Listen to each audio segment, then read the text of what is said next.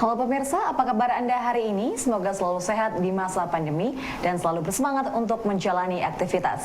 Bagi pemirsa yang harus tetap bekerja di luar rumah, jangan lupa untuk selalu menggunakan masker. Hari ini program Berita News Point hadir menjumpai Anda bersama saya, Belinda Amanda. Selama 30 menit ke depan, News Point akan menyajikan berita terbaru seputar Universitas Brawijaya dan Malang Raya. Jangan kemana-mana, keep on our channel News Point.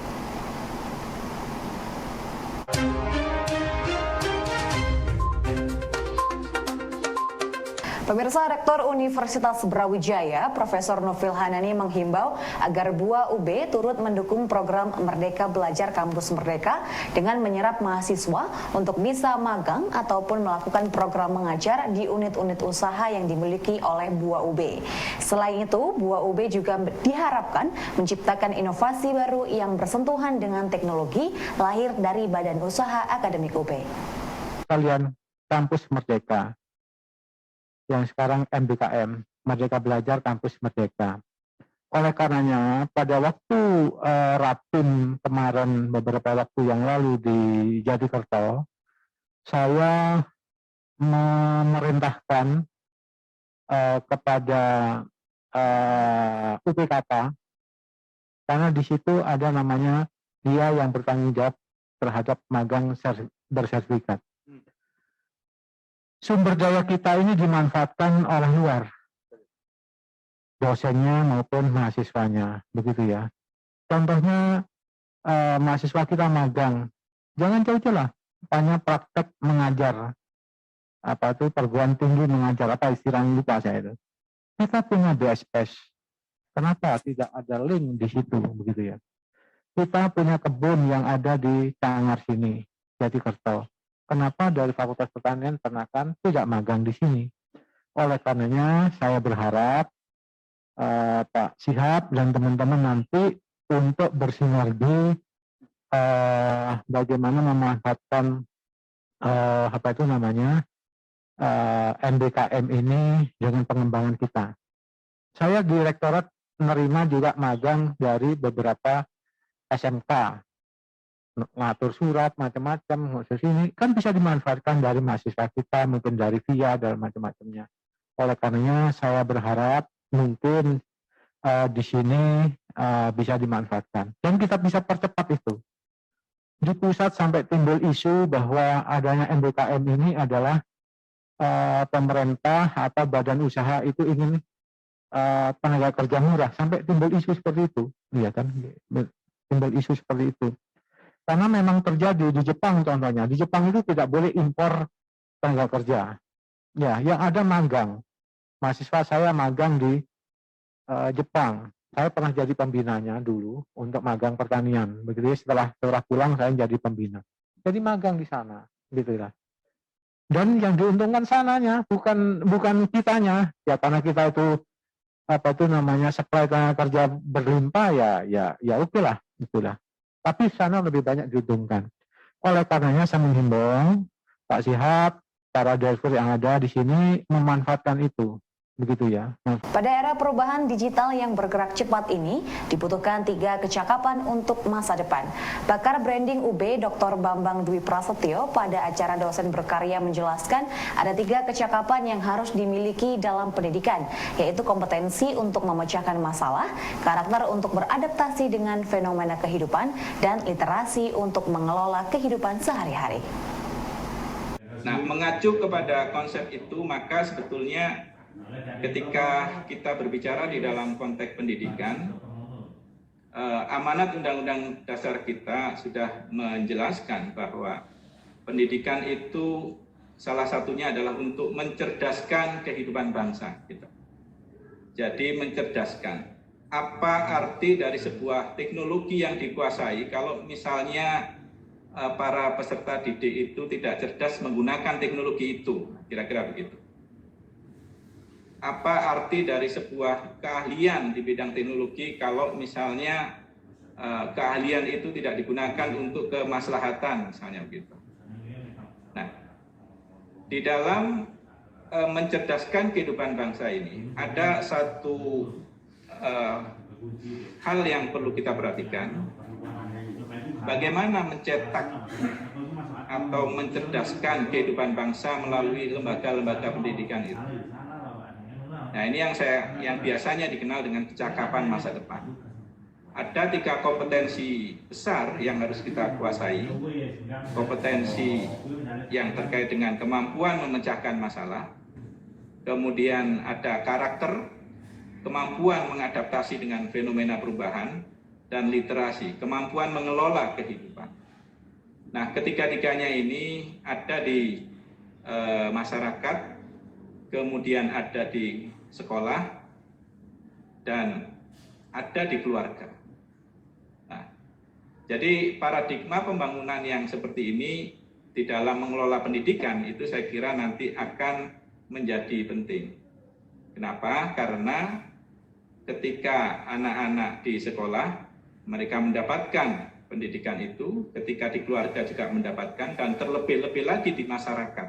Nah, ini yang sebetulnya kalau di masyarakat kita tidak bisa mengontrol bagaimana anak-anak menggunakan media-media sosial yang ada. Nah, itu kadang-kadang bisa saja terlewatkan gitu.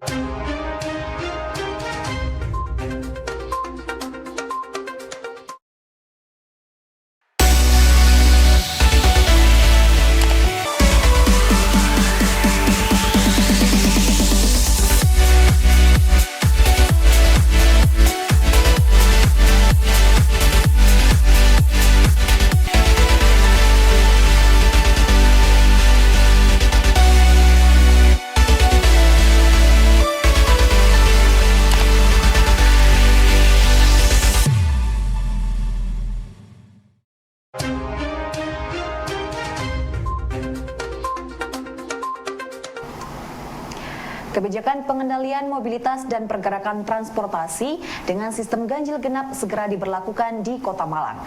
Polresta Kota Malang telah menyurati wali kota untuk segera menerapkan pemberlakuan aturan tersebut.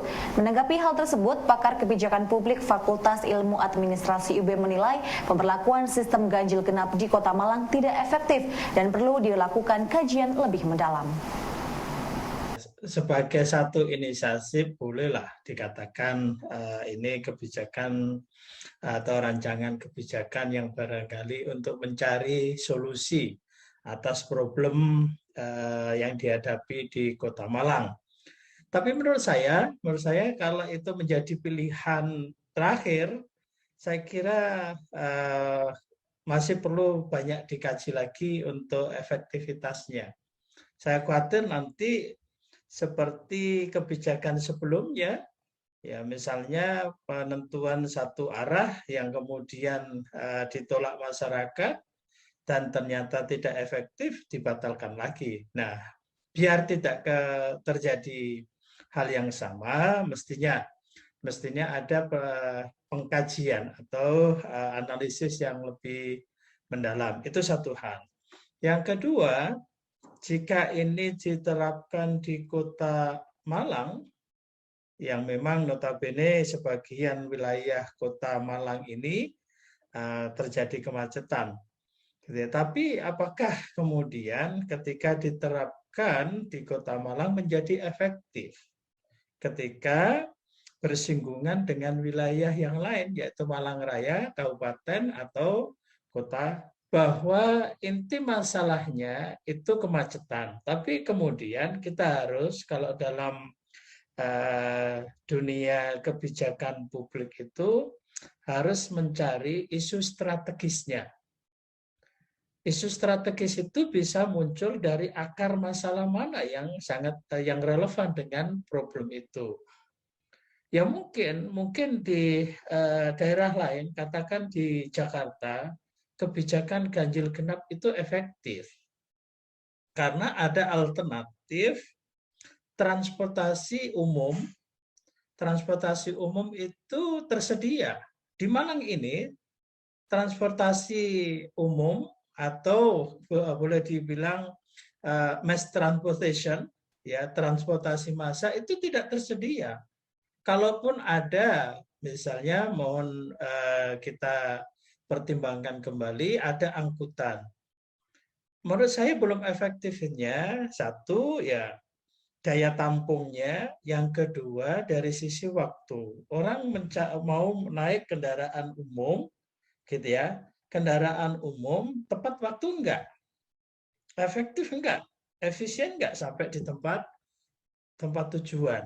Nah, ini juga menjadi pertimbangan sepanjang pemerintah Kota Malang atau pemerintahan di Malang Raya ini belum mampu menyediakan transportasi umum yang efektif dan efisien. Pemirsa, selama di Jepang, dosen FTPUB Dr. Dimas Firmanda Alriza melakukan penelitian mengenai pengukuran kualitas dan autentikasi geografi berbasis informasi spektra dan fluorensi dari minyak dan produk pertanian.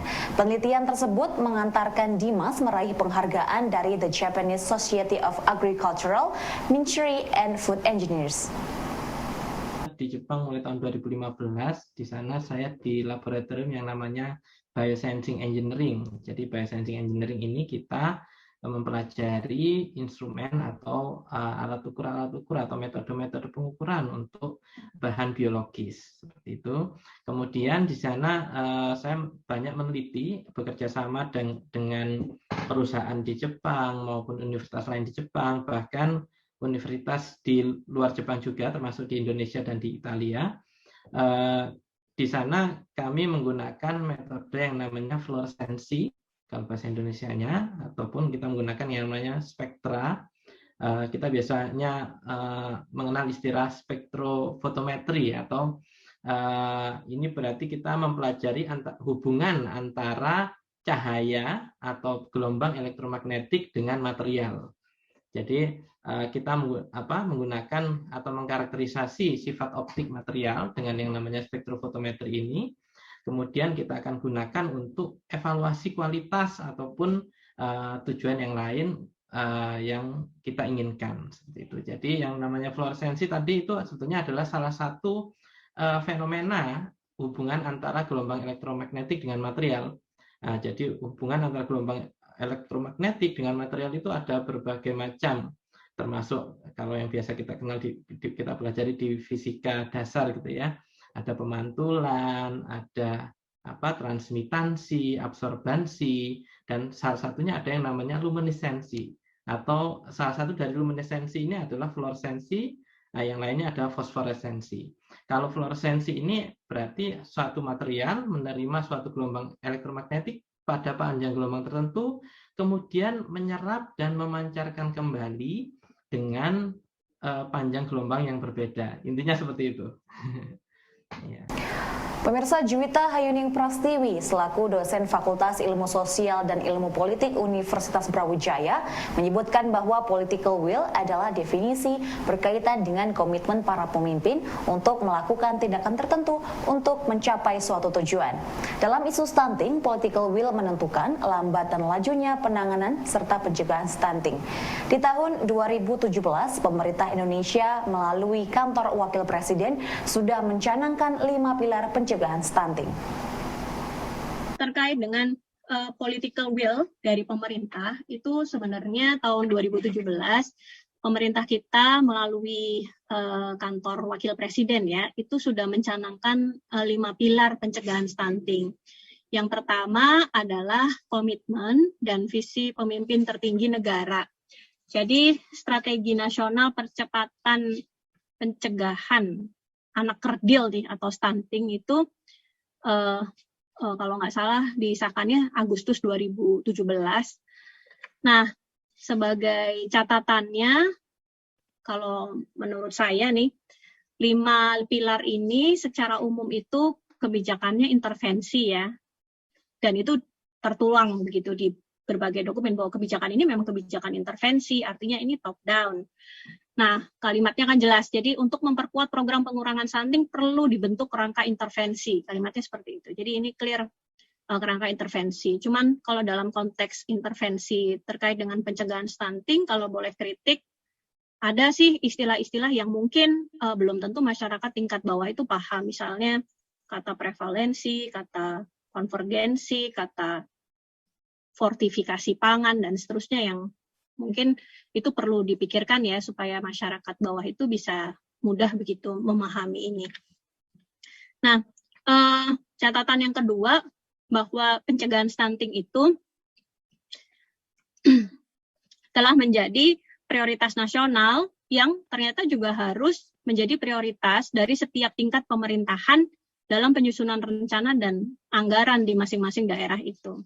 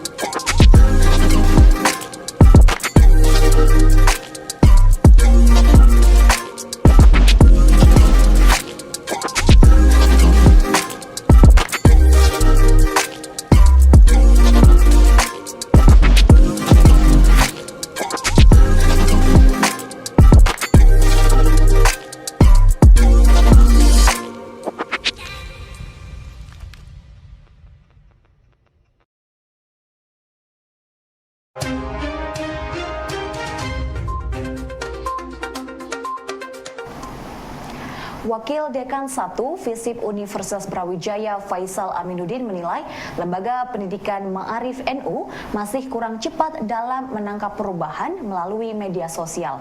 Padahal generasi milenial saat ini semakin tergantung dalam mencari sumber informasi dan pengambilan keputusan melalui sosial media. Untuk itu, Faisal berharap Lembaga Ma'arif NU dalam kerjasama dengan FISIP UB dapat bergerak cepat dan dapat mengambil keuntungan dari sosial media. Memang kalau saya amati secara sekilas, kita masih kurang cepat dalam merespon perubahan, terutama terkait dengan pemanfaatan media komunikasi digital. Ini sangat penting sekali karena khalayak milenial itu mau tidak mau mereka akan sangat tergantung dan menggunakan perangkat media sosial. Bahkan sampai sekarang ini bisa disebut 90% khalayak milenial itu mengakses semua informasi dan menggunakan komunikasi melalui digital. Nah, ini juga yang harus direspon biar Lembaga Pendidikan NU bisa cepat memberikan respon dan mengambil keuntungan dari perubahan tren terkini tersebut. Nah, harapan kami di FISIP, saya pribadi mewakili Bapak Dekan, berharap agar sinergisitas antara FISIP Universitas Brawijaya dengan LP Ma'arif NU ini senantiasa terjalin dengan baik dan semakin produktif, kontributif. Kami juga mohon masukan dari Gus Sodik dan Bapak-Bapak Ibu sekalian, Gus Bunyai, Ning sekalian, agar kami juga bisa lebih peka dalam melakukan reproduksi ilmu pengetahuan untuk kemajuan mitra-mitra kami yang ada di luar universitas.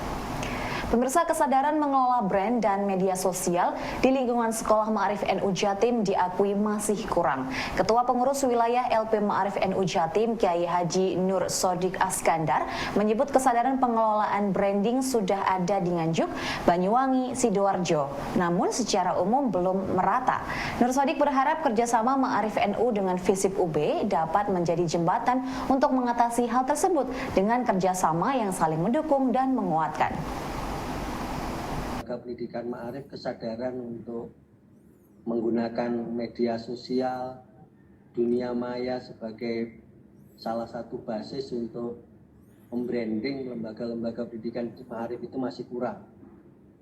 Di beberapa daerah memang sudah seperti Nganjuk, Banyuwangi, Sidoarjo dan lain sebagainya itu, tetapi beberapa daerah lain juga masih belum optimal di dalam memanfaatkan media ini sebagai alat branding, alat marketing lah, sebagai marketing untuk institusi khususnya lembaga pendidikan Ma'arif. Tentu kami berharap dengan kegiatan ini nanti tidak hanya webinar yang kita selenggarakan pada hari ini, kami kemarin juga sampaikan ke Pak Bambang, barangkali juga Mas Faisal nanti bisa saya ini mau manggil Pak Faisal itu kaku karena biasa manggil Mas ini. Jadi barangkali nanti juga ditindaklanjuti dengan pelatihan-pelatihan untuk tim IT yang dimiliki oleh lembaga-lembaga pendidikan ma'arif, sehingga nanti dengan demikian bisa dikembangkan, termasuk UBTV mungkin. UBTV yang sekarang juga ada yang jadi narasumber, nanti juga saya sampaikan ke Pak Rianto ya.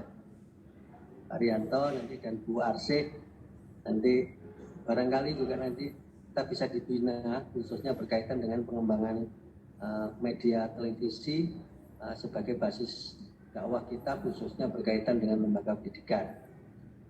Bapak Ibu, para peserta yang saya hormati, saya berharap panjenengan semua juga nanti ke depan mulai meningkatkan kapasitas masing-masing lembaga, khususnya berkaitan dengan ini, karena dalam ilmu marketing itu ada 3 hal yang harus diperhatikan. Yang pertama adalah menguatkan identitas. Nah, menguatkan identitas itu basisnya ya memperbanyak penampilan kita, mengingatkan masyarakat tentang keberadaan lembaga pendidikan ma'arif, sehingga nanti brand ma'arif itu betul-betul menjadi sesuatu yang melekat di dalam pikiran setiap orang. Ya sama dengan kalau kita lihat toko warnanya biru sama kuning itu dari jauh kita sudah menyebut itu Indomaret. Pemirsa, pembatasan sosial kegiatan masyarakat dilihat oleh Sudarmanto alumni Via UB sebagai peluang untuk membuka kuliner bebek secara online. Mengusung merek bebek rempah Pak Anto, dirinya mantap membuka kuliner ini sejak pertengahan tahun 2020 dari rumahnya di Kediri. Penjualan menu bebek ini dilakukan penuh secara online untuk melayani konsumen yang mengalami pembatasan kegiatan. Awal mulanya itu ide dari adik ipar saya. Mas, ayo kita usaha bisnis bebek. Saya tanpa mikir panjang, saya langsung mengiyakan karena di tempat saya Kediri pemain bebek itu masih sedikit. Dan lagi saya sudah merasakan bebek rempahnya, bebek Lamongan. Jadi kami mempunyai nilai yang lebih, value yang lebih, yang bisa saya tawarkan ke pasar seperti itu. Awal mulanya seperti itu. Kita berdiri, saya berdiri di bulan September tahun 2020, berjalan, terus akhirnya sempat vakum juga setelah ada COVID ini di Hari Raya Idul itu sempat